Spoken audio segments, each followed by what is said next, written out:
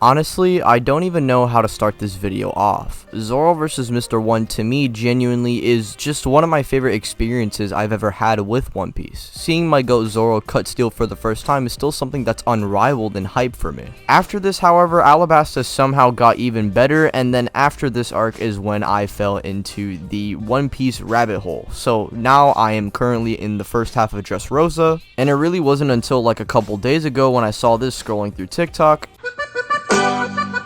And this reminded me of how much I love Zoro vs Mr. 1. So much so that I wanted to make a video about it, but if I'm being honest, this video would have came out months ago had I actually thought to myself more than 5 minutes as to why this fight was so special to me. You know, other than just saying, this is dope, or this is cool in varied ways. So this is my breakdown of Zoro vs Mr. 1. I hope you guys do enjoy. Sit back, grab some popcorn, and put some extra butter in because I know that shit is dry as fuck. Wait, you forgot the drink!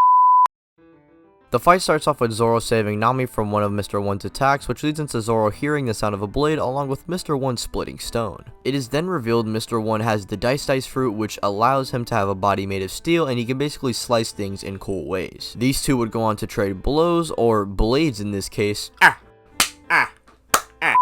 with Zoro realizing that if he wants to win this battle, he has to learn to cut steel. Now, the first thing I'd like to talk about is the dynamic between these two in their fight and why it's an overlooked one. A lot of people at first glance would probably call Daw's Bones bland, and the main reason I guess people like this fight is just because it's Zoro being a Chad, which I do agree with. However, I think there's a lot more to enjoy from this fight other than just Zoro's lion strike. For example, I love how during this battle, Zoro and Mr. 1 both are just packing each other the entire fight. Zoro at the start of the fight says how Mr. 1 has never been cut before because he's never met Zoro, and when Zoro for the first time can't cut his opponent down, Dawes would say it's because it's his first time fighting him. Both of them are just throwing similar insults, and we already know Zoro and Mr. 1 are kind of similar since they were both bounty hunters, but now they're working under pirate groups. They even go into exchange insults mid-clash, and Dawes, as he's seemingly about to finish off Zoro, responds to Zoro's insult, and when Zoro rises back up, he says how it's a shame that Dawes won't be able to see him cut steel, because the moment he cuts it, Dawes will die. Over the course of the battle, we saw Mr. 1 and Zoro also being impressed by one another, and by the end of the fight, Zoro says, "I give you my thanks," while Mr. 1 jokingly says, "What's next? Cutting diamonds?" Which is funny because at the beginning of the fight, they were just insulting each other, which showed how not only did Zoro get stronger, but he also received Mr. 1's respect over the course of the fight and vice versa. Which is a pretty cool detail other than just saying, oh, Zoro just got stronger. Another small detail to note as well in this fight is how these two act very similar, but during the whole fight, we see Mr. 1 taking no damage while Zoro takes all of Dawes' attacks, getting back up and trying again. This constantly keeps the viewer engaged, wondering after each blade clash, will the unstoppable overcome the immovable? Dawes at first glance seems bland with nothing to him, but when looking at the fight, Zoro and Mr. 1's dynamic, although isn't the greatest thing in fiction, it's definitely something overlooked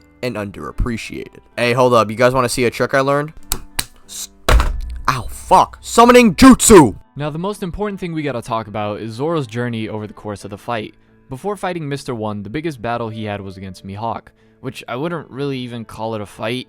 Every other fight before this one, I guess that little scuffle with Luffy, was Zoro on the verge of death, beating up his opponents. Mihawk was the person who made Zoro realize he needs to reach the next level, and he couldn't really do that due to the previous fights he had not being limit breaking. That is until he meets Daw's Bones, a man who is made out of steel, which is a material primarily used for blades. This is the perfect next up for Zoro in order to reach his long-term goal of becoming the world's greatest swordsman and approaching the leagues of built different individuals in One Piece.